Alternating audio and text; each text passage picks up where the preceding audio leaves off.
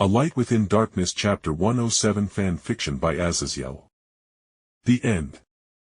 The End of Chaos. The Immaterium's death rattle, and likewise, the end of the Sea of Souls.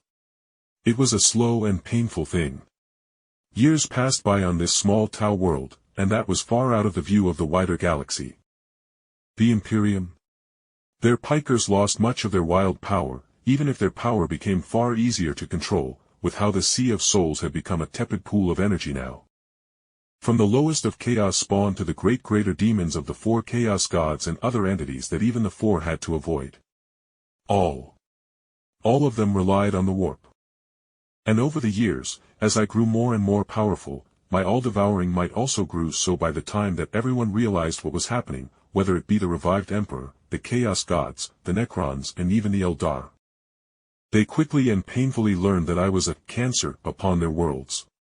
Any pisker or magic nonsense trying to find me, I would eat their fucking souls. Just like with what happened to the so-called God Emperor of humanity. Sure, riding the wave of my bullshit cultivation and using the faith of his countless believers allowed him to come back to life. But that didn't change the fact that the God Emperor was, at his core, a gestalt consciousness of hundreds, if not thousands, of sages of humanity who did that ritual to make Big E. And all of those could be picked at with curses. Slowly but surely, picking at one soul at a time, and the God Emperor of mankind's soul fell apart utterly, and he faced true death for a change. Chaos itself faced an even more ignoble end, frankly. I kept to myself, under the cover of tens of thousands of wards, the divine power of Isha, and then, when my sun grew, the swirling tapestry of Ammonius Ra's cosmic weave of stars hid my actions from all. As I slowly but surely devoured the realms of chaos itself, until finally, with chaos being devoured along with the vast majority of the demons and all demons belonging to the four chaos gods, the Sea of Souls, for the first time in tens of millennia, was at peace. It took more than 10 years to do so. But being the shining example of a cultivator, I got my revenge on all who offended me simply by outliving and draining their life and existence to fuel my own. Was it boring? Was it petty? Did it make for an exciting ending to my so-called tale by hiding away and just drinking the entire well that was the Sea of Souls? Fuck yeah, it was probably boring. But I couldn't give a single damn as I slurped up the remaining consciousness of the galaxy's tormentors, and even the Tyranids left the galaxy in droves as I began taking bites out of the hive mind.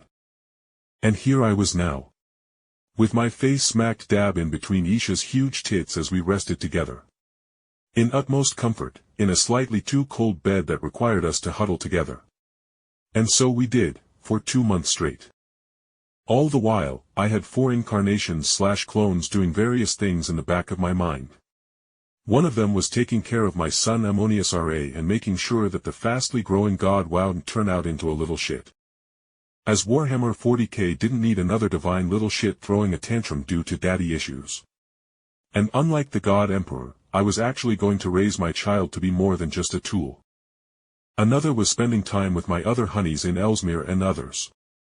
Another was interacting with the sex disciples, and the last one was interacting with the Tau, who were still completely naive to my power at this point. You are thinking too much, my dear husband. Isha's soft voice rang out as her hand gently stroked across my back. I mumbled into her soft scoops of heaven that were imprisoning my face. And Isha just giggled quietly, her carefully rubbing her leg that was over mine against my leg.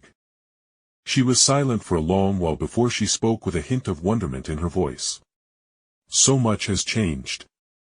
Closer to 15 years of peace and serenity with you. And I am now starting to lose my nightmares. Isha pulled my head closer to her chest, her large breast smothering my ears from hearing anything but her heart and breath besides her own voice as well. 15 years. Compared to the 10,000+ years I spent being tortured in Nurgle's so-called garden. It only took 15 years for you to defeat my nightmares and even gave me a son worthy of legend with his future potential. In response, I brushed my hand across the smooth back of my fertility goddess wife, and she gave a slight whine as I pulled my face out of her breasts so I could properly speak. I can see Ammonius Ra is getting a little lonely with how the Eldar and the other disciples are scared of displeasing him. How about we make him a couple of troublesome siblings to keep him busy? I spoke a bit teasingly. Isha gave a soft exhale, and I could literally feel her mind at work as her divinity stirred at the thought of fulfilling her domain's purpose. You aren't being fair, darling. She whispered as she moved one hand from my back to my chest and over my heart. Knowing all too well where this was going to lead. I just leaned in and kissed the Eldar goddess as I mused that within this hell of a galaxy, there was always a light at the end of the tunnel. With enough hard work, enough eating of the evils that filled said galaxy, a man could make a light in the darkness of the universe of Warhammer 40k. I was now quite literally immortal. I ate the very chaos gods, and with my cultivation, I could see beyond this very universe itself. I had one. And as Isha's heavy breast filled my hand as she kissed my neck, I was going to be winning every damn day for the rest of my immortal life.